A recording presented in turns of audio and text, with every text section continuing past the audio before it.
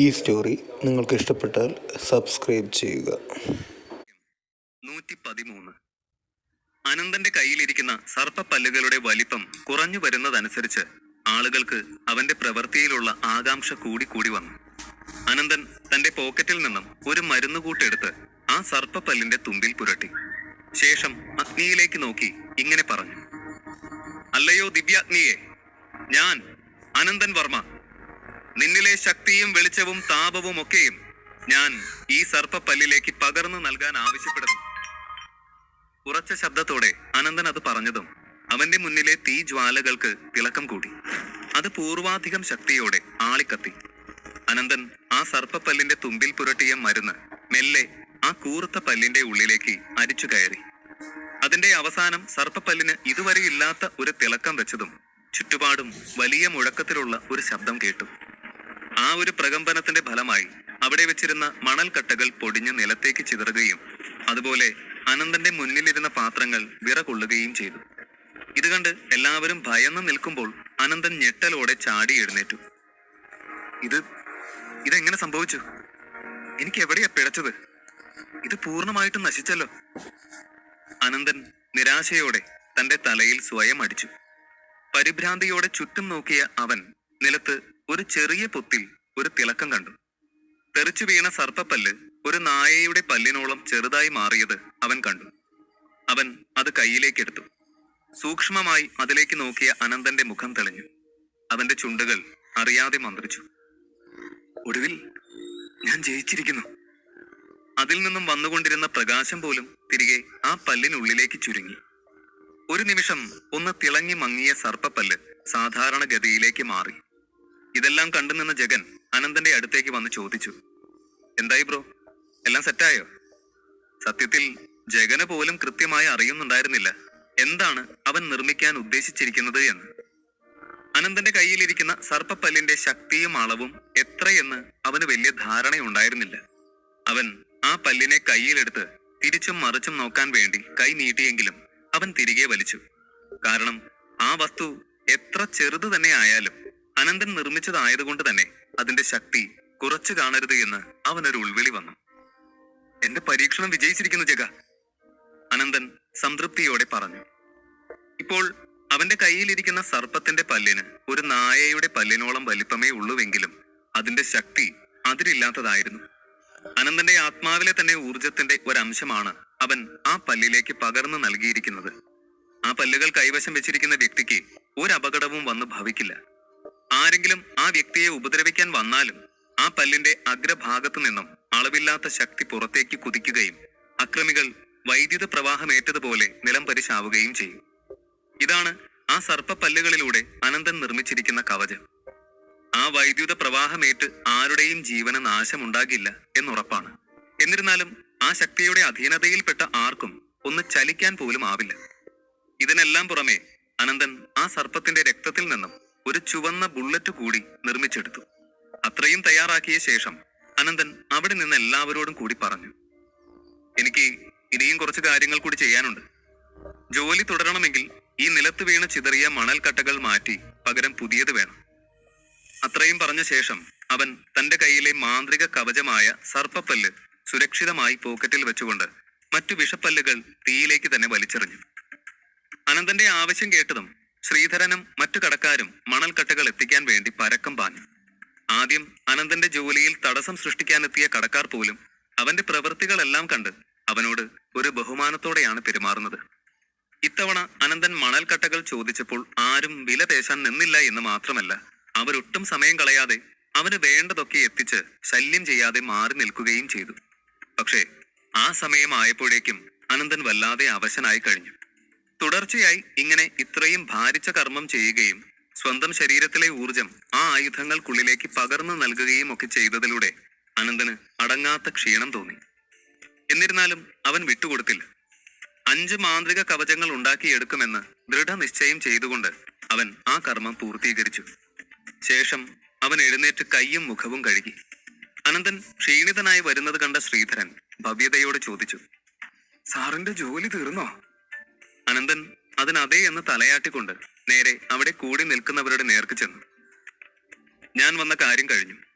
ഇനി ഇവിടെ ഒരു ആൾക്കൂട്ടത്തിന്റെ ആവശ്യമുണ്ടെന്ന് തോന്നുന്നില്ല. അനന്തന്റെ വാക്കുകൾ കേട്ട് അവിടെ നിന്നവരുടെയൊക്കെ മുഖം മങ്ങി. അനന്തന്റെ കഴിവും പ്രയത്നവും ഒക്കെ കണ്ട് തങ്ങളെക്കാൾ നല്ല ഒരു ഇരുമ്പ് പണിക്കാരനും മാന്ത്രികനുമൊക്കെയാണ് അവനെന്ന് തിരിച്ചറിഞ്ഞ് അവനോട് കൂടുതൽ സംസാരിക്കാനും പരിചയപ്പെടാനും കാത്തുനിന്ന അവർക്ക് അവന്റെ വാക്കുകൾ നിരാശയേകി. ജഗ, ഇവരുടെയൊക്കെ കണക്കുകൾ സെറ്റിലേ, ആർക്കും നഷ്ടം ഉണ്ടാവരുത്, അത് പ്രത്യേകം ശ്രദ്ധിക്കണം, അനന്തൻ പറഞ്ഞു. ഇതിനിടെ സംഗീതം മുന്നോട്ട് വന്ന് അനന്തനോട് ഇങ്ങനെ പറഞ്ഞു: ജോലി തീർന്നുവെങ്കിൽ വേഗം പുറപ്പെട്ടോളൂ, പിന്നെ പിന്നിലത്തെ വാതിലിലൂടെ പോയാ മതി. അവളുടെ മുഖത്തെ പരിഭ്രമം കണ്ട് അനന്തൻ അവളെ സൂക്ഷിച്ചു നോക്കി. എന്തിനാണ് അവൾ ഇങ്ങനെ ടെൻഷൻ അടിക്കുന്നത്? എന്തിനെയോ പേടിക്കുന്നത് പോലെ. അനന്തൻ അവളോട് അത് തുറന്നു ചോദിച്ചു. തനിക്കിതെന്താ പറ്റിയേ? എന്തിനാ എന്നെ പറഞ്ഞു വിടാൻ ഇത്ര തിരക്ക്, അതും പിൻവാതിൽ വഴി? എന്തെങ്കിലും പ്രശ്നമുണ്ടോ? അനന്തൻ ചോദിച്ചത് കേട്ട് സംഗീത എന്തോ മറുപടി പറയാനായി തുടങ്ങിയതും ആൾക്കൂട്ടത്തിനിടയിൽ നിന്ന് മറ്റാരോ ഉറക്കെ വിളിച്ചു പറഞ്ഞു: മാധവൻ തമ്പിയും അയാളുടെ ആൾക്കാരും ഒക്കെ തിരികെ വന്നിട്ടുണ്ട്. ഇത്തവണ കുറെ ഗുണ്ടകളുണ്ട്. ആരോ അത് വിളിച്ചു പറയുന്നതിനിടയ്ക്ക് തന്നെ കുറച്ചാളുകൾ അവിടേക്ക് ഇടിച്ചു കയറി വന്നു. അവിടെ നിന്ന് ആളുകളെയൊക്കെ തള്ളി മാറ്റി ഒരു ഗുണ്ടായുസത്തോടെ തന്നെയായിരുന്നു അവരുടെ വരവ്. അവിടെ നിന്ന് ആളുകളൊക്കെ അവരുടെ വരവിനെ പ്രതിരോധിക്കാൻ ശ്രമിച്ചു. തങ്ങളെ തള്ളി മാറ്റാൻ ശ്രമിച്ച ആളുകളോട് വീറോടെ ഗുണ്ടകൾ പറഞ്ഞു: നീയൊക്കെ ഞങ്ങളെ കൈവയ്ക്കാൻ മാത്രം വളർന്നോ? മാധവൻ അണ്ണന് വഴി മാറിക്കൊടുക്കടാ. അവിടെ നിന്നവർ ഇത് കേട്ട് ഭയന്ന് വഴി മാറിക്കൊടുത്തു. ആരും വീണ്ടും അവരെ തടയാൻ ശ്രമിച്ചില്ല എന്ന് മാത്രമല്ല, ആരും അവരുടെ അടുത്തേക്ക് ചെന്നത് പോലുമില്ല. ആ ഗുണ്ടകളുടെ നടുവിലേക്ക് മാധവൻ തമ്പി കയറി വന്നു. അയാളുടെ ചുണ്ടിൽ അപ്പോഴും ഒരു സിഗരറ്റ് എരിഞ്ഞുകൊണ്ടിരിക്കുകയാണ്. അയാളുടെ കണ്ണുകളിൽ ക്രൂരഭാവം. സ്ഥിരം സിഗരറ്റ് ഉപയോഗിക്കുന്നത് കൊണ്ടാവാം അയാളുടെ വലിയ കണ്ണുകൾ ചുവന്ന് കലങ്ങി ഭീകരമായി തോന്നുന്നത്. മാധവൻ തമ്പി സാർ എന്താ ഇപ്പൊ ഇവിടെ? അയാൾ എന്തിനാ സാധാരണ വരുന്നത്? നമ്മുടെ ചരക്കുകൾ പിടിച്ചെടുക്കാൻ. കഴിഞ്ഞ തവണ വന്നപ്പോ നടന്നത് ഓർമ്മയുണ്ടോ? തടയാൻ ശ്രമിച്ചവരെയൊക്കെ പാതി ചത്ത അവസ്ഥയിലാക്കിയിട്ടാണ് അയാൾ അടങ്ങിയത്. ഇയാളുടെ ഈ ചൂഷണം എന്ന് അവസാനിക്കും? അവിടെ നിന്നവർ അയാൾ കേൾക്കാതെ അടക്കം പറഞ്ഞു. ശ്രീധരനായിരുന്നു കൂട്ടത്തിൽ ഏറ്റവും പേടിച്ചത്. കാരണം അയാളുടെ കടയിലാണല്ലോ മാധവൻ തമ്പി നിൽക്കുന്നത്. അയാൾ ഭയം അടക്കി വെച്ചുകൊണ്ട് വിനയത്തോടെ അയാളെ സ്വീകരിച്ചു. ഇതാര്? മാധവൻ സാറോ? വരണം വരണം. ഇതെന്താ ഒരു മുന്നറിയിപ്പില്ലാതെ എന്റെ ഈ ചെറിയ കടയിലേക്ക്? അയാൾ ഇത്രയും പറഞ്ഞതേ ഉള്ളൂ. മാധവൻ തമ്പി മുന്നോട്ട് വന്ന് അയാളുടെ മുഖത്ത് ആഞ്ഞടിച്ചു. അപ്രതീക്ഷിതമായ അടിയുടെ ആഘാതത്തിൽ അയാൾ നിലത്തേക്ക് മറിഞ്ഞു വീണു. മുത്തച്ഛ! സംഗീത ഈ കാഴ്ച കണ്ട് ഭയന്ന് ഞെട്ടലോടെ വിളിച്ചു. അവൾ വേഗം ശ്രീധരന്റെ അടുത്തേക്ക് ഓടി അയാളെ പിടിച്ച് എഴുന്നേൽക്കാൻ സഹായിച്ചു. പക്ഷേ അവൾക്ക് ഈ തോന്നിയാസത്തിനെതിരെ പ്രതികരിക്കാനോ ശബ്ദം ഉയർത്താനോ ഉള്ള ധൈര്യമില്ലായിരുന്നു. ഇത്രയും ഗുണ്ടകൾക്ക് മുൻപിൽ ഈ കടക്കാരെല്ലാവരും തല കുനിച്ചു നിൽക്കുമ്പോൾ ഒരു ചെറിയ പെൺകുട്ടിയായ താൻ എന്ത് ചെയ്യാനാണ് എന്ന് അവൾ കരുതി. നിന്റെ കയ്യിൽ കൊള്ളാവുന്ന ചരക്കുണ്ടായിട്ടും നീ എന്നെ പറ്റിച്ചു അല്ലേ? നീ അവ എന്റെ കണ്ണിൽ പെടാതെ ഒളിപ്പിക്കാൻ നോക്കി. ധിക്കാരി, നീ എന്താ കരുതിയേ? എല്ലാ കാലവും എന്നെ പറ്റിച്ച് എന്റെ കണ്ണിൽ പൊടിയിട്ട് മുന്നോട്ട് പോകാന്നോ? കബളിപ്പിക്കാൻ നോക്കിയ വിടില്ല ഞാൻ. അയാൾ ശ്രീധരന്റെ കോളറിൽ പിടുത്തമിട്ടുകൊണ്ട് പറഞ്ഞു. ഇത് കേട്ട ശ്രീധരൻ ആകെ ഭയന്ന് വിറച്ചു. ഇല്ല മാധവനണ്ണ, ഞാൻ ഒന്നും ഒളിപ്പിച്ചിട്ടില്ല. എന്റെ കടയിൽ അങ്ങനെ വില പിടിച്ചതൊന്നും തന്നെ ഇല്ലെന്ന് ഇവിടെ ഉള്ളവർക്കെല്ലാം അറിയാലോ. അണ്ണൻ ആരോട് വേണമെങ്കിലും ചോദിച്ചു നോക്ക്. അയാൾ മാധവന്റെ പിടി വിടിവിപ്പിക്കാൻ ശ്രമിക്കുന്നതിനൊപ്പം പറഞ്ഞു. മാധവൻ തമ്പി ശ്രീധരന്റെ മേലുള്ള പിടുത്തം വിട്ടുകൊണ്ട് അനന്തന് നേരെ തിരിഞ്ഞു. ഈ ചെക്കന്റെ കയ്യും കാലും തല്ലി ഒടിക്കടാ. ഇവൻ നമ്മുടെ നിയമങ്ങളെല്ലാം തെറ്റിച്ചിരിക്കുന്നു. നമ്മുടെ സ്ഥലത്തേക്ക് അനധികൃതമായി കയറിക്കൂടി നമ്മുടെ സാധനങ്ങൾ ഉപയോഗിച്ച് ഇവനിവിടെ പണി ചെയ്തിരിക്കുന്നു. ഇവനെ വെറുതെ വിടരുത്, അയാൾ തന്റെ ഗുണ്ടകളോട് പറഞ്ഞു. ശരിയാണ? അയാളുടെ ഗുണ്ടകൾ അത് കേൾക്കേണ്ട താമസം അനന്തന് നേർക്ക് ചെന്നു. അനന്തന്റെ മെലിഞ്ഞ ശരീരവും അവന്റെ പ്രായവും ഒക്കെ കണ്ട ഗുണ്ടകൾക്ക് അവനെ ആക്രമിക്കാൻ ഒരു സങ്കോചവും തോന്നിയില്ല. അവനൊരു ദുർബലനാണ് എന്ന് ഉറപ്പിച്ചുകൊണ്ടാണ് അവർ അവന്റെ നേർക്ക് ചെന്നത്. അനന്തൻ ഇതെല്ലാം കണ്ട് ഇവിടെ എന്താണ് ഈ സംഭവിക്കുന്നത് എന്ന ആശയക്കുഴപ്പത്തിലായിരുന്നു. തന്റെ നേർക്ക് വരുന്ന ഗുണ്ടകളെ കണ്ട് ഒരു പ്രത്യാക്രമണത്തിന് അനന്തൻ ഒരുങ്ങുന്നതിന് മുൻപേ തന്നെ ജഗൻ അതിന് തയ്യാറായി. എന്താടാ, നിനക്കൊക്കെ ചാവാൻ നേരമായോ? ഇത് കേട്ട ഗുണ്ടകളൊക്കെ ദേഷ്യത്തോടെ ആദ്യം ജഗനെ കൈവയ്ക്കാൻ തീരുമാനിച്ചു. നിനക്ക് വഴിയെ പോണ അടി ഇരന്ന് വാങ്ങുന്ന സ്വഭാവമാണല്ലോ. അതിലൊരു ഗുണ്ട അവനെ പരിഹസിച്ചു പറഞ്ഞു. ഇത് കേട്ട ജഗൻ കലി കൊണ്ട് വിറച്ചു. ഇവർക്കറിയില്ലല്ലോ ഇപ്പോൾ ഈ സിറ്റിയിലെ മുഴുവൻ ബിസിനസ്സും ഭരിക്കാനുള്ള അധികാരം നേടിയ വ്യക്തിയോടാണ് അവർ ഈ അഹങ്കാരം കാണിക്കുന്നതെന്ന്. അനന്തന്റെ ഐഡന്റിറ്റി ഇതുവരെ വെളിപ്പെടുത്താത്തതിനാൽ ഈ സത്യം അവർ മനസ്സിലാക്കിയില്ല. അനന്തനെ ഇവരാരെങ്കിലും ഉപദ്രവിക്കാൻ ശ്രമിച്ചാൽ അത് അനന്തനെതിരെ മാത്രമല്ല, ജഗനും യദുവിനും ഭാർഗവൻ സാറിനും, എന്തിനേറെ പറയുന്നു ഭാർഗവ ഗ്രൂപ്പുമായി ബന്ധമുള്ള ഏതൊരു വ്യക്തിയുടെയും മുഖത്തടിക്കുന്നതിന് തുല്യമാണ്. അനന്തന്റെ മേൽ ആരെങ്കിലും കൈവച്ചാൽ ആ അപമാനം ഒരിക്കലും തന്റെ മനസ്സിൽ നിന്ന് മാഞ്ഞു പോകില്ല എന്ന് ഒരു തവണ കൂടി ഓർത്തുകൊണ്ട് ജഗൻ ആ ഗുണ്ടകളെ ഓരോരുത്തരെയായി ചവിട്ടി തെറിപ്പിച്ചു. ഇത് കണ്ട മാധവൻ തമ്പി ഭയന്ന് 2 അടി പിന്നിലോട്ട് നീങ്ങി. അയാൾ ഇങ്ങനെ ഒരു ആക്രമണം ഇവിടെ വരുന്നത് വരെയും പ്രതീക്ഷിച്ചിട്ടില്ലായിരുന്നു. ജഗന്റെ ഓരോ ചവിട്ടിനും ഭീമാകാരരായ ആ ഗുണ്ടകൾ പറന്നു വീഴുകയായിരുന്നു. ആ കാഴ്ച മാധവനിൽ നടുക്കമുണ്ടാക്കി. തന്റെ നേരെ വരുന്ന ജഗനെ നോക്കി അയാൾ ഓരോ അടി പുറകോട്ട് വെച്ചു. ജഗൻ എങ്ങനെയായിരിക്കും മാധവനെ നേരിടുന്നത്? 114. തന്റെ നേർക്ക് പാഞ്ഞു വന്ന മാധവൻ തമ്പിയുടെ ഗുണ്ടകളെ ജഗൻ ശക്തമായി ചവിട്ടി തെറിപ്പിച്ചു. ഇത് കണ്ട മാധവൻ തമ്പി ഒന്ന് ഭയന്നുപോയി. എന്നിട്ടും അഹങ്കാരം അണയാതെ അയാൾ അനന്തനെയും ജഗനെയും നോക്കി പല്ല് കടിച്ചുകൊണ്ട് സംസാരിച്ചു. ഇവരെവിടെ നിന്നാ വന്നത്? എന്റെ സാധനങ്ങൾ മോഷ്ടിക്കാൻ വന്നിട്ട് എന്റെ ആളുകളെ തന്നെ അടിച്ചു വീഴ്ത്തുന്നോ? നിന്നെ ഒന്നും ഇവിടുന്ന് ജീവനോടെ വിടുമെന്ന് ഇനി കരുതണ്ട. ഇത് കേട്ട അനന്തന്റെ കണ്ണുകൾ കുറുകി. അവൻ അയാളോട് ചോദിച്ചു, തന്റെ സാധനങ്ങളോ? ഏതു വകയില്? തന്റേതാണെന്ന് അവകാശപ്പെടാൻ എന്താ ഉള്ളത് ഇവിടെ? തന്റെ എന്ത് വില പിടിച്ച സാധനമാണോ ഞാൻ മോഷ്ടിച്ചത്? പറയടോ. അനന്തൻ ദേഷ്യത്തോടെ ചോദിച്ചു. മാധവൻ തമ്പി അനന്തന്റെ ചോദ്യത്തിന് മുന്നിൽ ഒരു പൊടിക്ക് പോലും പതറിയില്ല. അയാൾ ഒട്ടും ഭയമില്ലാതെ അനന്തനോട് ഇങ്ങനെ പറഞ്ഞു. എടാ കൊച്ചനെ, ഇവിടത്തെ സാധനങ്ങൾ എന്റേതാണെന്ന് ഞാൻ പറഞ്ഞ അത് എന്റേത് തന്നെയാ. അതുപോലെ നീ അത് മോഷ്ടിച്ചു എന്ന് ഞാൻ പറഞ്ഞിട്ടുണ്ടെങ്കിൽ അതങ്ങനെ തന്നെയാ. ഞാൻ പറയുന്നതിന് ഇവിടെ ഒരു മറുവാക്കില്ല. കാരണം എന്റെ പേര് മാധവൻ തമ്പി എന്നാ. മാത്രമല്ല ഞാൻ ശിവരാമകൃഷ്ണന്റെ ആളാണ്. ബാക്കി നീ വഴി അറിഞ്ഞോളും. അയാൾ പറഞ്ഞത് കേട്ട് അനന്തൻ ജഗന്റെ നേർക്ക് തിരിഞ്ഞു. ഈ മാധവൻ തമ്പി ഇത് ആരുടെ കാര്യമാണ് പറയുന്നതെന്ന് അറിയാമോ എന്ന ഭാവത്തിൽ അനന്തൻ ജഗന്റെ മുഖത്തേക്ക് നോക്കി. നിനക്കറിയോരെ? അനന്തൻ വീണ്ടും ചോദിച്ചു. ഇല്ല ബ്രോ, ഞാൻ ആദ്യമായിട്ടാ ഇവറ്റകളെയൊക്കെ കാണുന്നത്. ചിലപ്പോ വല്ല തക്കിട തരികിട ഗുണ്ട ഗ്രൂപ്പും ആയിരിക്കും. എല്ലാ ഗുണ്ട നേതാക്കന്മാരും പറയുന്നത് അവരാണ് അവിടുത്തെ വലിയവന്മാരെന്നായിരിക്കുമല്ലോ, സ്വയം പൊങ്ങികള്. ജഗൻ പറഞ്ഞു. നീ ഞങ്ങളെ അത്രയങ്ങ് കൊച്ചാക്കല്ലേ. ശിവരാമകൃഷ്ണനെ പറ്റി അറിയില്ലെങ്കിൽ അത് നിന്റെയൊക്കെ പ്രശ്ന, ഞങ്ങളുടെ അല്ല. ഈ സിറ്റിയിൽ ഞങ്ങളുടെ ശിവയണ്ണനെ അറിയാത്ത ആരും തന്നെ ഉണ്ടാവില്ല. അയാൾ പറഞ്ഞു. എന്തായാലും ഞങ്ങൾക്ക് അയാളെ അറിയില്ല. ആരാണ് എന്താണ് എന്നൊന്നും അറിയാത്തൊരു മനുഷ്യനെ പേടിക്കേണ്ടതോ ബഹുമാനിക്കേണ്ടതോ ആയിട്ടുള്ള യാതൊരു കാര്യം ഞങ്ങൾക്കില്ല. ഞങ്ങളുടെ നേർക്ക് ആര് കൈവക്കിയാലും അതേത് മറ്റിടത്തെ ഭീകരനായാലും ഞാൻ ആ കൈ ചവിട്ടി ഓടിക്കും. എന്ന് മാത്രമല്ല, നട്ടലൊടിഞ്ഞ ശേഷമേ അവനൊക്കെ ഇവിടെ നിന്ന് എഴഞ്ഞു പോകത്തുള്ളൂ. ജഗൻ പറഞ്ഞു. പറഞ്ഞ സമയം കളയണ്ട, കൈ രണ്ടും തല്ലി ഒടിച്ചേക്ക്. അനന്തൻ ജഗനോട് പറഞ്ഞു. അനന്തന്റെ നിർദ്ദേശം ലഭിച്ചതും ജഗൻ പിന്നെ ഒട്ടും തന്നെ അമാന്തിച്ചില്ല. നേരെ മാധവൻ തമ്പിയുടെ നേർക്ക് ചെന്നു. ജഗൻ പൊതുവെ നല്ല തടിച്ച പ്രകൃതമായതുകൊണ്ടും നല്ല വേഗതയുള്ള വ്യക്തി ആയതുകൊണ്ടും അവൻ തന്റെ നേർക്ക് വരുമ്പോൾ കൊടുങ്കാറ്റിൽ ഒരു പർവ്വതമിളകി തന്റെ നേർക്ക് വരുന്നുണ്ടെന്ന് മാധവൻ തമ്പിക്ക് തോന്നി. അയാൾ ഭയപ്പാടോടെ പിന്നിലോട്ട് തെന്നി മാറി. നീ എന്താ ചെയ്യാൻ പോകുന്നേ?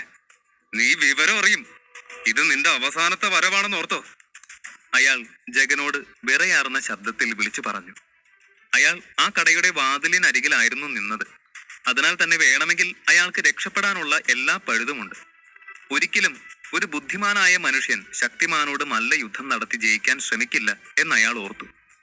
തന്റെ ആളുകളെയൊക്കെ ജഗൻ ആദ്യമേ തന്നെ ചവിട്ടി വീഴ്ത്തിയിരിക്കുന്നു.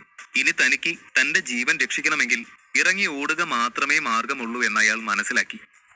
ജഗൻ തന്റെ മേൽ കൈവയ്ക്കാൻ അടുത്തതും അയാൾ ഇറങ്ങി ഓടി. പക്ഷേ അയാളുടെ കാലുകൾ പ്രതീക്ഷിച്ചതുപോലെ അയാളെ തുണച്ചില്ല. ജഗൻ അതിവേഗം പിന്നാലെ ഓടി അയാളുടെ ഷർട്ടിൽ പിടുത്തമിട്ടു. ശേഷം അനന്തൻ പറഞ്ഞതുപോലെ ഇരു കൈകളും തല്ലി ഒടിച്ചു. എന്ന് മാത്രമല്ല, അയാളെ എടുത്ത് ഉയർത്തി നിലത്തേക്ക് വലിച്ചെറിയുക കൂടി ചെയ്തിരുന്നു ജഗൻ. അയാളുടെ അടുത്തേക്ക് ചെന്ന് മുഖത്ത് കാലമർത്തിക്കൊണ്ട് ജഗൻ ഇങ്ങനെ പറഞ്ഞു. നീ എങ്ങോട്ടാടാ ഓടാൻ നോക്കിയേ? ഇത്രയും നേരം വലിയ വീരവാദമായിരുന്നല്ലോ. ഇനി സംസാരിക്കടാ. അയാൾക്കിനി സംസാരിക്കുക പോയിട്ട് വേദന കൊണ്ടൊന്ന് കരയാൻ പോലുമുള്ള ആവതില്ലായിരുന്നു. അയാൾ ജഗന്റെ കാലിനടിയിൽ കിടന്ന് പുളഞ്ഞു. ജഗൻ ഇപ്പോഴും ദേഷ്യം അടങ്ങിയിട്ടുണ്ടായിരുന്നില്ല. തന്നെ ആരെങ്കിലും അപമാനിക്കാൻ ശ്രമിച്ചാൽ ജഗൻ ഉറപ്പായും സഹിക്കും. പക്ഷേ അനന്തനോട് ആരെങ്കിലും മോശമായി പെരുമാറിയാൽ അവന് സ്വയം നിയന്ത്രിക്കാൻ കഴിഞ്ഞുവെന്ന് വരില്ല. അനന്തൻ ബ്രോ, ഞാൻ ഇവിടുത്തെ പ്രശ്നങ്ങൾ സോൾവ് ചെയ്യാൻ വേറെ ആരെങ്കിലും ഏൽപ്പിക്കാം.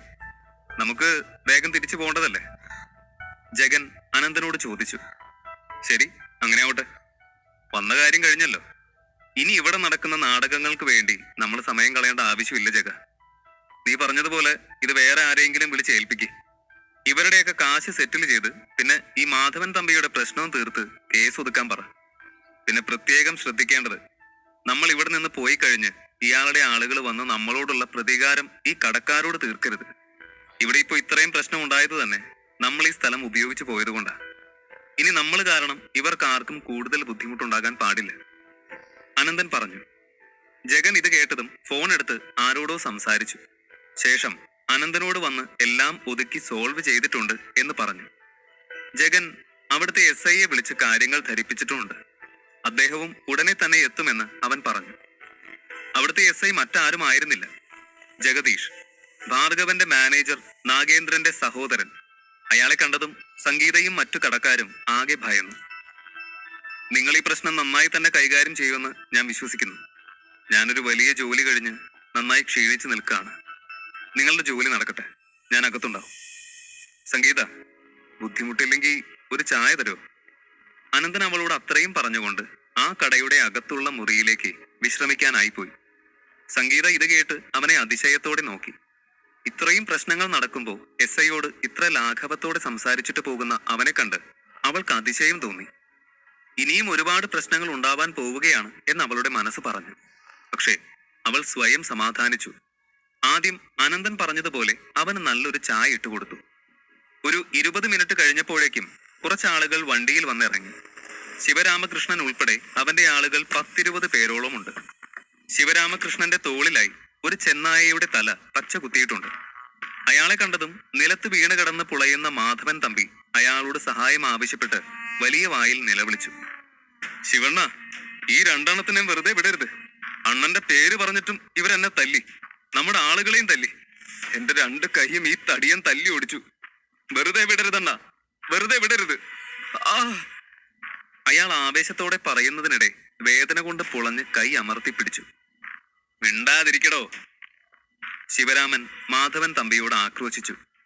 ഇത് കേട്ട മാധവൻ തമ്പി വേഗം മൗനം പാലിച്ച് ഭയത്തോടെ ജഗദീഷിനെയും ശിവരാമകൃഷ്ണനെയും നോക്കി. അയാൾക്ക് ജഗദീഷിനെയും നല്ല ഭയമായിരുന്നു. അയാൾക്ക് എന്തൊക്കെ ചെയ്യാൻ കഴിയുമെന്ന് മാധവൻ തമ്പിക്ക് നല്ല ധാരണയുണ്ട്. എല്ലാത്തിനും പുറമെ അയാൾ മാനേജർ നാഗേന്ദ്രന്റെ അനിയനും കൂടിയാണ്. ജഗദീഷ് നാഗേന്ദ്രനും രണ്ടാളും ഒരുപോലെ പവർഫുൾ ആണ്. രണ്ടാളുടെയും സ്വാധീനം ചില്ലറയൊന്നുമല്ല. അതുകൊണ്ട് തന്നെയാണ് ജഗദീഷിന്റെ തറപ്പിച്ച നോട്ടത്തിന് മുന്നിൽ തന്നെ മാധവൻ തമ്പി പതറിപ്പോയത്.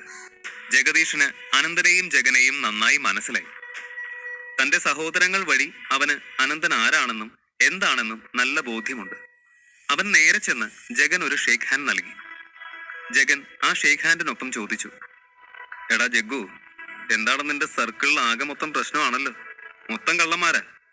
നിന്റെ കൈക്ക് ഇവന്മാരൊന്നും ഒതുങ്ങുന്നില്ലേ? ജഗൻ ജഗദീഷിനോട് സൗഹൃദപൂർവ്വം പറഞ്ഞു. SIയെ ജഗൻ ഇത്ര അടുപ്പത്തോടെ ചെല്ലപ്പേര് വിളിച്ച് സംസാരിക്കുന്നത് കണ്ട് മാധവൻ തമ്പിയും മറ്റുള്ളവരും ഒന്ന് സംശയിച്ചു. താനൊന്ന് പറഞ്ഞേ, ആരാ തന്നോട് ഗുണ്ടായുസം കാണിക്കാൻ ധൈര്യപ്പെട്ടെന്ന്? എന്റെ കൈക്ക് ഒതുങ്ങോ ഇല്ലേന്ന് എന്നിട്ട് ഞാൻ കാണിച്ചു തരാം. ജഗദീഷ് സരസമായ ഭാവത്തിൽ ജഗനോട് പറഞ്ഞു. ജഗദീഷിന് ജഗനെ നന്നായിട്ടറിയാം. അവൻ കാളിയാർ മഠത്തിലെ പ്രതാപിയായ ഇളമുറ വീരനാണ് എന്നറിയാവുന്ന ജഗദീഷ് അതുകൊണ്ട് തന്നെ അവനോട് വേണ്ട വിധത്തിലുള്ള ബഹുമാനം നൽകിയാണ് പെരുമാറുന്നത്.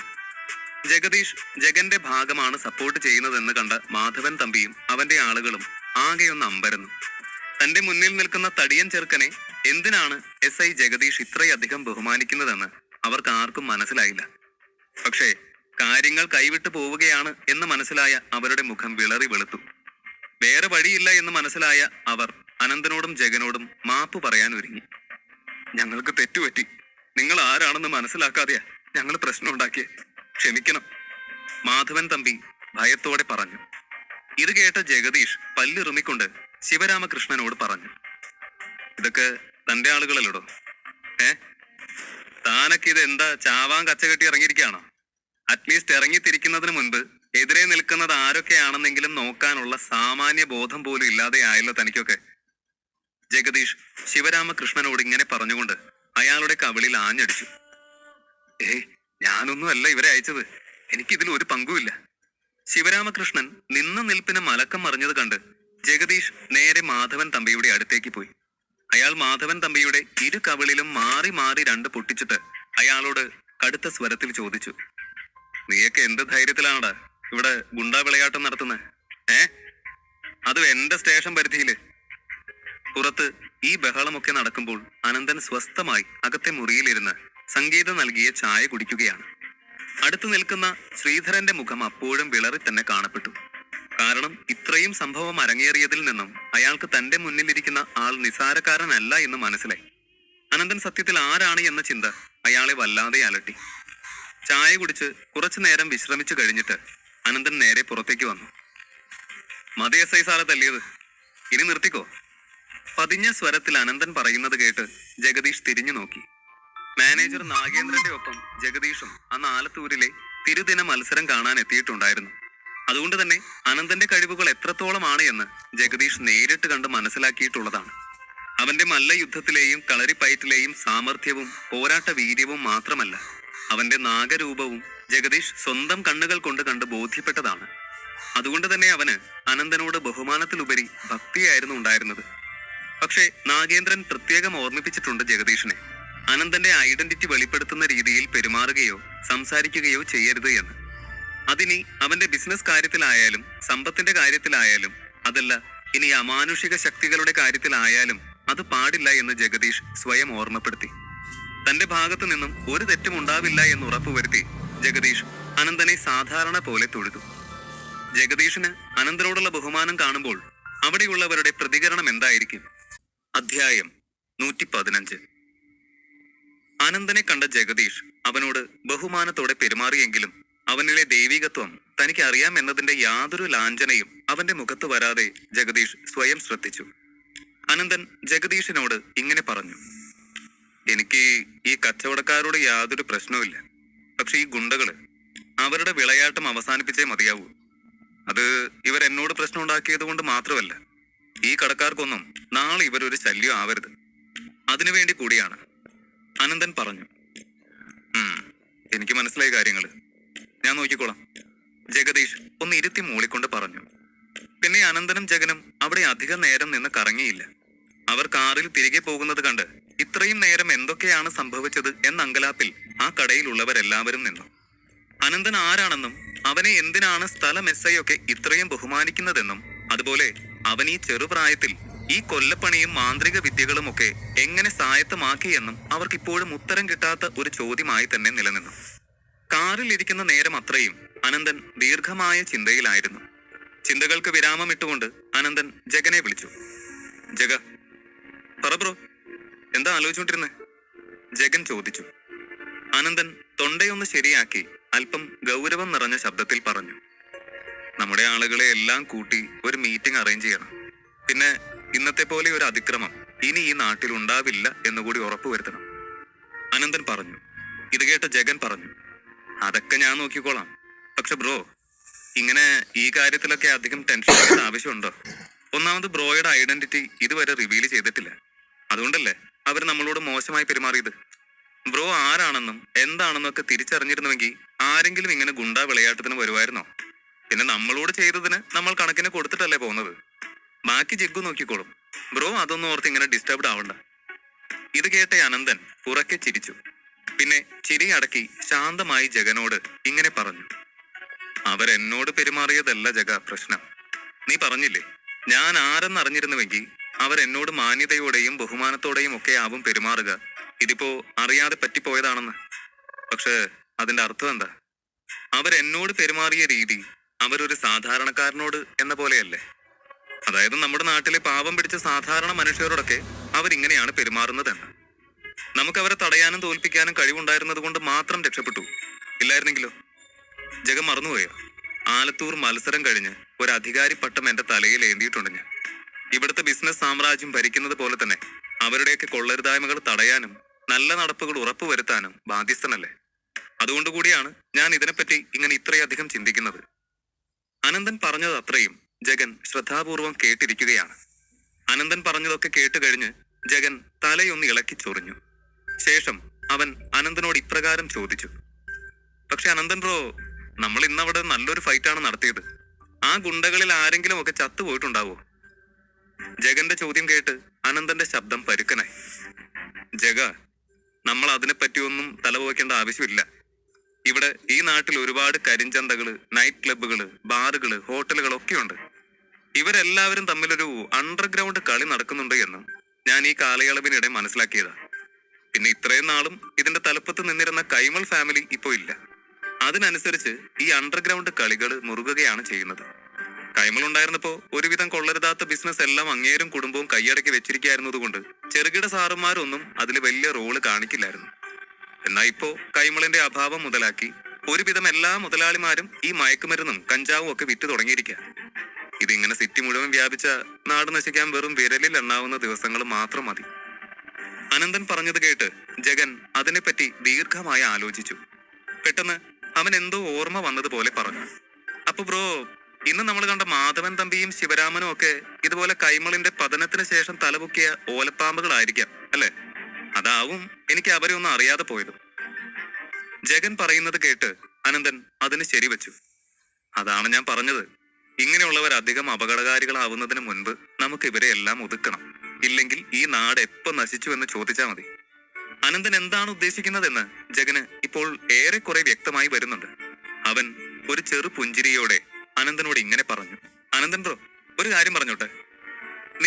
ഞാൻ ഇതുവരെ കണ്ടിട്ടുള്ള എല്ലാവരിൽ നിന്നും ഒത്തിരി വ്യത്യസ്തന. വേറെ ആരെങ്കിലും ആയിരുന്നുവെങ്കിൽ തന്നോട് മോശമായി പെരുമാറിയതിന് അവന്മാർക്ക് മാത്രം പണിയും കൊടുത്തിട്ട് വീട്ടിൽ ചെന്ന് സുഖമായിട്ട് കിടന്ന് ഒരു ഉറക്കമുറങ്ങിയാണ്. പിന്നെ ഈ അധികാരി പട്ടം നേടിയവരുടെ കാര്യം, അവർക്കൊക്കെ ഒരു സ്ഥാനം ഉപയോഗിച്ച് മറ്റുള്ളവരുടെ ബിസിനസ് കൺട്രോൾ ചെയ്ത് രാജാവ് കളിക്കാനും അവരുടെയൊക്കെ ലാഭത്തിൽ കൈയിട്ട് വാരി സ്വന്തം കീശ മറയ്ക്കാനുള്ള വെപ്രാളാവും. ഇങ്ങനെ ജെനുവിനായ ഒരു അധികാരി ഈ നാട്ടിലുണ്ടാവുന്നത് തന്നെ ആദ്യമായിട്ടാ. ബ്രോ ആണെങ്കിൽ ബിസിനസ് മാത്രമല്ല, ഈ നാട്ടിലെ സാധാരണക്കാർ ഉൾപ്പെടെ കണക്കിലെടുത്തിട്ടാണ് ഓരോ ചുവട് വെക്കുന്നത്. ജഗന്റെ വാക്കുകളിൽ അനന്തനോടുള്ള മതിപ്പും ആദരവും നന്നായി തന്നെ ഉണ്ടായിരുന്നു. അന്ന് തന്നെ അവർ വേണ്ട വ്യക്തികളെയൊക്കെ വിവരം അറിയിച്ച് ഒരു മീറ്റിംഗ് അറേഞ്ച് ചെയ്തു. ഭാർഗവനും ദയാനന്ദനും തുടങ്ങി എല്ലാവരും എത്തിയിട്ടുണ്ട് മീറ്റിങ്ങിന്. അനന്തൻ സ്വയം തയ്യാറാക്കിയ പുതിയ കുറച്ച് നിയമാവലികൾ അവർക്ക് മുന്നിൽ അവതരിപ്പിച്ചു. നാട്ടിൽ ഇപ്പോൾ നടക്കുന്ന ഈ പ്രശ്നങ്ങൾക്ക് ഒരു നിയന്ത്രണം പോലെയാണ് ഓരോ നിയമവും. അവരിൽ ആരും തന്നെ അനന്തന്റെ പുതിയ നിയമങ്ങൾക്കും ചട്ടങ്ങൾക്കും ഒരു തരത്തിലുള്ള എതിർപ്പും പ്രകടിപ്പിച്ചില്ല. എന്ന് മാത്രമല്ല, അവരും കുറച്ചു നാളായി ഇങ്ങനെ ഒരു പൊളിച്ചുപണി നടത്തണമെന്ന് വിചാരിച്ചിരിക്കുകയായിരുന്നു എന്നാണ് പറഞ്ഞത്. മുൻപ് പലപ്പോഴും ഇതിന് ശ്രമിച്ചപ്പോഴൊക്കെ പല വഴിക്കും എതിർപ്പ് വന്നത് കാരണം അവർ പിൻവാങ്ങിയതാണ് എന്നുകൂടി ഭാർഗവൻ അനന്തനെ അറിയിച്ചു. ഈ സമയമൊക്കെ അനന്തന്റെ മനസ്സ് അസ്വസ്ഥത നിറഞ്ഞതായിരുന്നു. കാശില്ലാത്തവൻ കക്കുന്നത് മനസ്സിലാക്കാം. എന്നാൽ കാശുള്ളവർ വീണ്ടും എന്തിനാണ് മറ്റുള്ളവരെ കൊള്ളയടിക്കാൻ ശ്രമിക്കുന്നത് എന്നോർത്ത് അനന്തന് വല്ലായ്മ തോന്നി. ആ മീറ്റിംഗ് എല്ലാം കഴിഞ്ഞ് അനന്തൻ നേരെ തന്റെ സ്വന്തം വീട്ടിലേക്കാണ് പോയത്. വീട്ടിലേക്ക് കയറി കോളിംഗ് ബെൽ അടിച്ചതും ജാനകി ഏട്ടത്തി ചിരിച്ച മുഖത്തോടെ വാതിൽ തുറന്നു കൊടുത്തു. ആഹാ, അനന്ത സാറ് വന്നോ? അരുന്ധതി കുഞ്ഞ് കാത്തിരിക്കുക. കുറച്ചു നേരം മുമ്പ് കൂടി വന്ന് എന്നോട് പറഞ്ഞതേ ഉള്ളൂ, ഏട്ടൻ ഇതുവരെ കണ്ടില്ലല്ലോ എന്ന്. അവർ പറഞ്ഞു. ആണോ? എന്നിട്ട് എവിടെ അവള്? ഉറങ്ങിയോ? അവൻ ജാനകിയോട് ചോദിച്ചു. ഏയ്, ഉറങ്ങി കാണാൻ വഴിയില്ല, മുറിയിലുണ്ടാവും. ഞാൻ സാറിന് ആഹാരം ചൂടാക്കാൻ വെക്കട്ടെ? വേണ്ടെന്നേ, ഞാൻ പുറത്തുനിന്ന് കഴിച്ചു. ജാനകിയേട്ടത്തി ജോലിയൊക്കെ കഴിഞ്ഞെങ്കിൽ ചെന്ന് കിടന്നോ? അനന്തൻ പറഞ്ഞു. അനന്തൻ നേരെ മുകളിലത്തെ നിലയിലേക്ക് ചെന്ന് അരുന്ധതിയുടെ മുറിയുടെ വാതിലിൽ കൊട്ടി. അനു, നീ ഉറങ്ങിയായിരുന്നോ? അനന്തന്റെ ശബ്ദം കേട്ട അരുന്ധതി വായിച്ചുകൊണ്ടിരുന്ന ബുക്ക് അടച്ചു വെച്ച് കട്ടിലിൽ നിന്ന് നിവർന്നിരുന്നു. ഇല്ലേട്ടാ, അകത്തേക്ക് വാ, അവൾ പറഞ്ഞു. അനന്തൻ റൂമിലേക്ക് കയറിയതും അരുന്ധതി ഓടി വന്ന് അവനെ കെട്ടിപ്പിടിച്ചു. എന്തുപറ്റി? നല്ല സന്തോഷത്തിലാണല്ലോ. അനന്തൻ അവളെ പിടിച്ച് തനിക്ക് അഭിമുഖമായി നിർത്തി ചോദിച്ചു. ഇത് കേട്ടതും അരുന്ധതി അതേ എന്ന് തല കുലുക്കി വേഗം തന്റെ ടേബിളിൽ ഇരുന്ന ഒരു പേപ്പർ എടുത്തുകൊണ്ടുവന്നു. ഏട്ടനെന്ന് നോക്കിക്കേ, ഇംഗ്ലീഷിന് എനിക്ക് ഫുൾ മാർക്കുണ്ട്, കണ്ടോ? അവൾ അന്നേരം ഒരു കൊച്ചുകുട്ടിയെ പോലെ അവന്റെ മുന്നിൽ നിന്ന് തുള്ളിച്ചാടി. അനന്തൻ അവളുടെ എക്സാം പേപ്പറിലൂടെ കണ്ണോടിച്ചു. മാർക്ക് കുറയാനുള്ള ഒരു നേരിയ പഴുതുപോലും ഇല്ലാത്ത ആ ഉത്തരക്കടലാസ് കണ്ട് അവന്റെ സന്തോഷം ഇരട്ടിച്ചു. അനന്തൻ ഇത്രയങ്ങ് സന്തോഷിക്കാൻ മറ്റൊരു കാര്യം കൂടിയുണ്ട്. അരുന്ധതി വളരെ നന്നായി പഠിച്ചുകൊണ്ടിരുന്ന കുട്ടിയായിരുന്നു. അനന്തന്റെ ആക്സിഡന്റിന് മുൻപ് വരെ അവൾ തന്നെയായിരുന്നു ക്ലാസ് ടോപ്പർ. പക്ഷേ അതിനുശേഷം പാർട്ട് ടൈം ജോബൊക്കെ കാരണം പഠിത്തത്തിൽ വളരെയധികം പിന്നിലേക്കായിപ്പോയി. വീട്ടിലെ മോശം സാഹചര്യത്തിൽ അവൾ ഓരോ എക്സാമും ജയിക്കാൻ പോലും നന്നേ പാടുപെട്ടിരുന്നു. ഇപ്പോൾ അനന്തന്റെ ജീവിതത്തിലേക്കുള്ള തിരിച്ചു വരവിന് ശേഷം അവൾ വീണ്ടും പഠനത്തിൽ മാത്രം ശ്രദ്ധ കൊടുത്ത് വീണ്ടും ക്ലാസ് ടോപ്പർ സ്ഥാനത്തേക്ക് ഉയർന്നു വരികയാണ്. അതാണ് അനന്തന് ഈ ചെറിയ വാർത്ത പോലും ഇത്രയേറെ ആനന്ദകരമായത്. അനുക്കുട്ടി, അടിപൊളിയായിട്ടുണ്ട്, നന്നായിട്ട് എഴുതിയിട്ടുണ്ടല്ലോ എല്ലാം. അവൻ ആ പേപ്പർ വീണ്ടും മറിച്ചുകൊണ്ട് പറഞ്ഞു. ഇതിന്റെ ക്രെഡിറ്റ് ഏറെക്കുറെ ഏട്ടനാ. ഏട്ടൻ അന്ന് എനിക്കൊരു ചുവന്ന ഗുളിക തന്നില്ലേ, അതിനുശേഷമാണെങ്കിൽ എനിക്ക് പഠിക്കുന്നതൊക്കെ നല്ല ഓർമ്മയാ. പ്രത്യേകിച്ച് ഒരു റിവിഷന്റെ പോലും ആവശ്യമില്ല. ഒരു തവണ വായിച്ചാൽ തന്നെ എത്ര വലിയ സെന്റൻസും മനസ്സിൽ പതിയും. പണ്ടത്തെ പോലെ പഠിച്ചു തീർക്കാനായി രാത്രി മുഴുവൻ ഉറക്കളച്ച് നടന്നു വായിക്കേണ്ട കാര്യമൊന്നുമില്ല. അതുകൊണ്ട് ആവശ്യത്തിന് ഉറക്കവും കിട്ടുന്നുണ്ട് ഏട്ടാ എനിക്ക്. പിന്നെ ഏട്ടൻ അറിയോ, ഹിന്ദിക്കും മലയാളത്തിലൊക്കെ ഞാൻ തന്നെയാണ് ക്ലാസ് ടോപ്പർ. പ്രിൻസിപ്പൽ എന്നെ വിളിച്ച് ഒത്തിരി നല്ലത് പറഞ്ഞു. പിന്നെ എ ബ്ലോക്കിലേക്ക് മാറുന്നു എന്ന് ചോദിച്ചതാ. അപ്പൊ ഞാനാണ് പറഞ്ഞത് വേണ്ടാന്ന്. വേറൊന്നുമല്ല, സ്കൂൾ അടയ്ക്കാൻ ഇനി കുറച്ച് നാളല്ലേ ഉള്ളൂ. ഈ അവസാന നാളിൽ എ ബ്ലോക്കിലേക്ക് എത്തിയിട്ട് എന്തിനാ? എന്റെ കൂട്ടുകാരെയൊക്കെ വിട്ട് ക്ലാസ് മാറിപ്പോവാൻ എനിക്ക് തീരെ താല്പര്യം തോന്നിയില്ല. അതുകൊണ്ടാണ് ഞാൻ വേണ്ടാന്ന് പറഞ്ഞത്. പിന്നെ നല്ല മാർക്കുണ്ടെങ്കിൽ ഈ എക്സാം കഴിയുമ്പോൾ കോളേജിൽ എ ബ്ലോക്കിൽ തന്നെ കയറാലോ. അപ്പോ അതല്ലേ നല്ലത്. അരുന്ധതി എല്ലാം കൃത്യമായി കണക്ക് കൂട്ടി പറഞ്ഞു. അനന്തൻ അവളുടെ വാക്കുകൾ കേട്ട് വളരെയധികം സന്തോഷം തോന്നി. കാരണം പഞ്ചമുഖി നാഗത്തിന്റെ രക്തം കൊണ്ട് താൻ ഉണ്ടാക്കി നൽകിയ ചുവന്ന ഗുളികകൾ അത് തന്റെ അനിയത്തിയുടെ ഭാവി തന്നെ സുരക്ഷിതമാക്കിയിരിക്കുന്നു. അത് അവന്റെ ഹൃദയത്തിന് സമാധാനം നൽകി. നീ ആദ്യം ഞാൻ തന്ന ചുവന്ന ഗുളിക കഴിച്ചു, പിന്നീട് അച്ഛൻ കൊണ്ടുവന്ന മേദിനി ധാര കുടിച്ചു. ഇനിയും നിന്റെ റിസൾട്ട് മോശമായാലല്ലേ അത്ഭുതമുള്ളൂ. എന്നാലും ക്ലാസ് ടോപ്പർ ആയ സ്ഥിതിക്ക് എന്റെ കൊച്ചിന് ഞാൻ എന്ത് സമ്മാനമാണ് തരിക? എന്തെങ്കിലും ഒന്ന് തരാതെ പറ്റില്ലല്ലോ. അവൻ ആഹ്ലാദത്തോടെ ചോദിച്ചു. സമ്മാനോ? എന്നാ ചോക്ലേറ്റ് വാങ്ങിച്ചു തരുമോ എനിക്ക്? അവൾക്ക് അത്രയും ആഗ്രഹമേ ഉണ്ടായിരുന്നുള്ളൂ. ഇല്ല, നിനക്ക് അതിനേക്കാളൊക്കെ വലിയൊരു ഗിഫ്റ്റാണ് ഞാൻ തരാൻ പോകുന്നത്. അനന്തൻ പറഞ്ഞത് കേട്ട് അരുന്ധതി ആകാംക്ഷയോടെ എന്താണ് എന്ന മട്ടിൽ അവനെ നോക്കി നിന്നു. എന്തായിരിക്കും അനന്തൻ അരുന്ധതിക്ക് നൽകാൻ പോകുന്ന സമ്മാനം? അധ്യായം 116. ക്ലാസ് ടോപ്പർ ആയ തനിക്ക് എന്ത് സമ്മാനമാണ് ഏട്ടൻ തരാൻ പോകുന്നത് എന്ന കൗതുകത്തോടെ അരുന്ധതി അനന്തനെ നോക്കി. അവൻ തന്റെ പോക്കറ്റിൽ നിന്ന് രാവിലെ പണിഞ്ഞെടുത്ത സർപ്പപ്പല്ലെടുത്ത് അവൾക്ക് നേരെ നീട്ടി. അനന്തൻ കാറിൽ വെച്ച് തന്നെ അതിൽ നൂല് പോലെ ഒരു ചെയിൻ കൊരുത്തിട്ടിരുന്നു. ഇപ്പോൾ അതൊരു മാലയുടെ രൂപത്തിലാണുള്ളത്. അരുന്ധതി നോക്കുമ്പോൾ ആ ലോക്കറ്റിന് നല്ല തിളക്കമുണ്ട് എന്നതിലുപരി അതിൽ പല പല നിറങ്ങൾ മാറി മാറി മിന്നി മായുന്നുണ്ട്. അത് വല്ലാത്ത ഒരു മായാജാലമാണ് എന്ന് അരുന്ധതി കൗതുകത്തോടെ ഓർത്തു. അയ്യോടാ, ഇത് നല്ല ചന്തമുണ്ടല്ലോ, എനിക്കായിട്ട് കൊണ്ടുവന്നതാ? അരുന്ധതി ചോദിച്ചു. പിന്നല്ലാണ്ട് വേറെ ആർക്കാ ഞാനത് കൊടുക്ക? അവൻ കളിയായി ചോദിച്ചു. അരുന്ധതി അനന്തന്റെ കയ്യിൽ നിന്ന് ആ ലോക്കറ്റ് വാങ്ങി ഡ്രസ്സിംഗ് മിററിന്റെ മുന്നിൽ ചെന്ന് അത് കഴുത്തിലേക്ക് ചേർത്ത് വെച്ച് ഭംഗി നോക്കി. അനന്തൻ അദൃശ്യമായ ഒരു ശക്തി ഉപയോഗിച്ച് ആ സർപ്പപ്പല്ലിന്റെ അഗ്രഭാഗം അടച്ചു വെച്ചിരിക്കുകയാണ്. അല്ല എങ്കിൽ അതിനുള്ളിലെ ശക്തി പുറത്തേക്ക് ഒഴുകി നഷ്ടമാകാനുള്ള സാധ്യതയുണ്ട്. ഇപ്പോഴത് ഒരു സാധാരണ മാല പോലെ അരുന്ധതിയുടെ കഴുത്തിൽ ചേർന്ന് കിടപ്പുണ്ട്. അനു, ഞാൻ പറയുന്നത് നീ ഓർത്തു വെച്ചോ. നീ ഈ ലോക്കറ്റ് എപ്പോഴെങ്കിലും സ്നേഹത്തോടെയും പൂർണ്ണ മനസ്സോടെയും ഊരിയാൽ മാത്രമേ ഇത് ഇനി നിന്നിൽ നിന്ന് വേർവിട്ടു പോകൂ. അല്ലാത്തിടത്തോളം കാലം അത് നിന്റെ ശരീരത്തോട് ചേർന്ന് തന്നെ കിടക്കും. അനന്തന്റെ വാക്കുകൾ കേട്ട് അരുന്ധതി കൗതുകത്തോടെ ആ സർപ്പപ്പല്ല് തിരിച്ചും മറിച്ചും നോക്കി. അതൊരു ജന്തുവിന്റെ പല്ലായിരുന്നുവെങ്കിൽ പോലും അവൾക്കത് വളരെ ക്യൂട്ടായ ഒരു വസ്തു പോലെയാണ് തോന്നിയത്. ആദ്യ കാഴ്ചയിൽ ഭീകരമായി തോന്നിയിരുന്ന വലിയ സർപ്പപ്പല്ലിനെ അനന്തൻ പണി ചെയ്ത് ഈ രൂപത്തിൽ എത്തിച്ചിട്ടുണ്ട്. അരുന്ധതി അതിന്റെ ഭംഗി തിരിഞ്ഞും മറിഞ്ഞും ആവോളം ആസ്വദിച്ചു. അതിനുശേഷം അനന്തന്റെ അടുത്തേക്ക് വന്നു. സൂപ്പർ ആയിട്ടുണ്ട് ഏട്ടാ, എനിക്ക് നല്ല ചേർച്ചയുണ്ടല്ലേ? ഇത് കേട്ട അനന്തൻ അവളുടെ കവിളിൽ പിടിച്ചുകൊണ്ട് പറഞ്ഞു. അതുകൊണ്ടല്ലടി മണ്ടൂസേ ഞാൻ നിനക്ക് ഇത് കൊണ്ടുവന്ന് തന്നത്. നീ ഒരു കാര്യം മാത്രം ശ്രദ്ധിച്ചാ മതി. ശ്രദ്ധിക്കുക മാത്രമല്ല, എനിക്ക് വാക്കും തരണം. ഈ മാല വേറെ ആർക്കും കൊടുക്കരുത്. എന്ത് സംഭവിച്ചാലും കഴുത്തിൽ നിന്ന് ഊരരുത്. കുളിക്കുമ്പോ പോലും നീ ഇത് ധരിക്കണം. ഏത് സാഹചര്യത്തിലായാലും ഇത് കഴുത്തിൽ നിന്ന് അഴിച്ചു മാറ്റരുത്.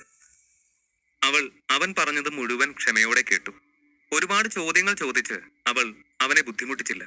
അവൻ പറഞ്ഞതെല്ലാം അവൾ അനുസരണയോടെ കേട്ടു. ഏട്ടൻ പറയുന്നതിൽ തീർച്ചയായും എന്തെങ്കിലും കാര്യമുണ്ടാകുമെന്ന് അവൾക്കറിയാം. ഒരുപക്ഷെ താനത് ചോദിക്കുകയാണ് എങ്കിൽ അതിനൊന്നും മറുപടി പറയാൻ കഴിയാതെ ഏട്ടൻ ബുദ്ധിമുട്ടും. അത് ഒഴിവാക്കാൻ വേണ്ടി അവൾ മനഃപൂർവ്വം തന്റെ സംശയങ്ങൾ ഒഴിവാക്കി. ശരിയേട്ടാ, എനിക്ക് മനസ്സിലായി. ഞാൻ ഈ മാല ഒരിക്കലും അഴിക്കില്ല, അവൾ പറഞ്ഞു. അനന്തനും അതിൽ അല്പം അതിശയം തോന്നി. അവൾ അതിനെപ്പറ്റി എന്തെങ്കിലും സംശയം ചോദിച്ചാൽ എന്തു പറഞ്ഞവളെ മനസ്സിലാക്കുമെന്ന് അനന്തനും ചെറിയൊരു അങ്കലാപ്പുണ്ടായിരുന്നു.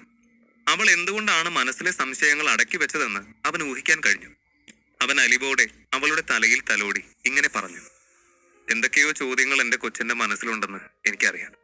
ഈ ലോക്കറ്റ് ധരിച്ച നിനക്കൊരു ആപത്തും സംഭവിക്കില്ല എന്ന് മാത്രം തൽക്കാലം മനസ്സിലാക്കിയാൽ മതി, അനന്തൻ പറഞ്ഞു. ഈ ലോക്കറ്റ് മാത്രമല്ല, 5 ബുള്ളറ്റുകൾ കൂടിയുണ്ട് അനന്തന്റെ കൈവശം ഇപ്പോൾ. ആ സർപ്പത്തിന്റെ രക്തത്തിൽ നിന്നും ഉണ്ടാക്കിയെടുത്ത ബുള്ളറ്റ്സ്. ഇവ രണ്ടും തന്റെ കുടുംബത്തെ രക്ഷിക്കുമെന്ന് അവന് നല്ല ധൈര്യമുണ്ടായിരുന്നു. അരുന്ധതിക്ക് മാത്രമല്ല, അച്ഛന് വേണ്ടിയും താൻ ഒരു ലോക്കറ്റ് കരുതിയിട്ടുണ്ട്. അച്ഛൻ അത് കയ്യിൽ ധരിക്കുക കൂടി ചെയ്താൽ തനിക്ക് ആശ്വസിക്കാം, അനന്തൻ ഓർത്തു. അരുന്ധതി ആ മാലയിൽ തന്നെ പിടിച്ച് തിരിച്ചും മറിച്ചും നോക്കിക്കൊണ്ട് പറഞ്ഞു. നമുക്ക് നല്ല വീടായി, ഹോസ്പിറ്റലിന് നല്ല പേരായി, ദേ ഞാൻ വീണ്ടും ക്ലാസ് ടോപ്പറായി, നാളെ നല്ലൊരു കോളേജിൽ തീർച്ചയായിട്ടും അഡ്മിഷനും നേടും. നമ്മൾ ഇത്രയും നല്ല സാഹചര്യത്തിൽ ജീവിക്കുമ്പോൾ അമ്മയില്ലാത്തൊരു കുറവ് മാത്രമേ ഉള്ളൂ, അല്ലേ ഏട്ടാ? അമ്മ കൂടി നമുക്കൊപ്പം ഉണ്ടായിരുന്നെങ്കിൽ നമുക്ക് എന്ത് സന്തോഷമായിട്ട് കഴിയായിരുന്നു. അത് പറഞ്ഞു തീർന്നതും അവൾ അനന്തനെ ഒന്ന് നോക്കി. താൻ പറഞ്ഞത് ഇഷ്ടപ്പെട്ട് കാണില്ലേ എന്ന ഒരു ഭയം കലർന്ന സംശയം അവളുടെ ഉള്ളിൽ നിറഞ്ഞു. പിന്നെ അവൾ ഒന്ന് തൊണ്ട ശരിയാക്കി വിഷയം മാറ്റാനായി വീണ്ടും സംസാരിച്ചു. പിന്നെ ഏട്ടാ, ഞാൻ കേട്ടിരുന്നു ചന്ദ്രദാസ് വല്യച്ഛൻ സുരഭി ചേച്ചിയുടെ വീട്ടിലേക്ക് പുടവ് കൊടുക്കൽ ചടങ്ങിന് വേണ്ടി കുടുംബത്തോടെ ചെന്നിരുന്നു. അടുത്ത മാസം 22-ാം തീയതിയല്ലേ കല്യാണം? ഇത് കേട്ട അനന്തൻ ഒന്ന് പുഞ്ചിരിച്ചു. എന്നിട്ട് അരുന്ധതിയോട് ഇങ്ങനെ പറഞ്ഞു. ആ കെട്ടട്ടെ, വെച്ച് താമസിപ്പിക്കുന്നത് എന്തിനാ? അല്ലെങ്കിൽ തന്നെ അവർ 1 മാസം കഴിഞ്ഞ് നടത്തിയാലും 1 ആഴ്ച കഴിഞ്ഞ് നടത്തിയാലും ഒന്നും അത് നമ്മുടെ ജീവിതത്തിനെ യാതൊരു തരത്തിലും ബാധിക്കില്ലല്ലോ. അതുകൊണ്ട് അതൊക്കെ അതിന്റെ വഴിക്ക് തന്നെ നടക്കട്ടെ, അനന്തൻ പറഞ്ഞു.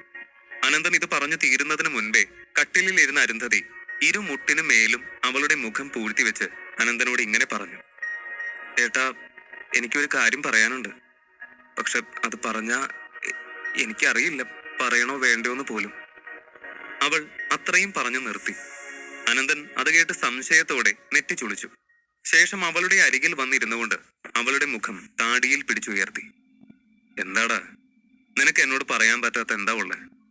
ഇനി നിന്നെ സ്കൂളിൽ ആരെങ്കിലും വീണ്ടും ശല്യം ചെയ്തോ? അത് ചോദിക്കുമ്പോഴേക്കും അനന്തന്റെ മുഖത്ത് അവളോടുള്ള വാത്സല്യത്തിനൊപ്പം ഗൗരവവും നിറഞ്ഞു. ഇത് കേട്ട അരുന്ധതി ഇല്ല എന്ന് തലയാട്ടി പറഞ്ഞു. അതൊന്നും അല്ല ഏട്ടാ.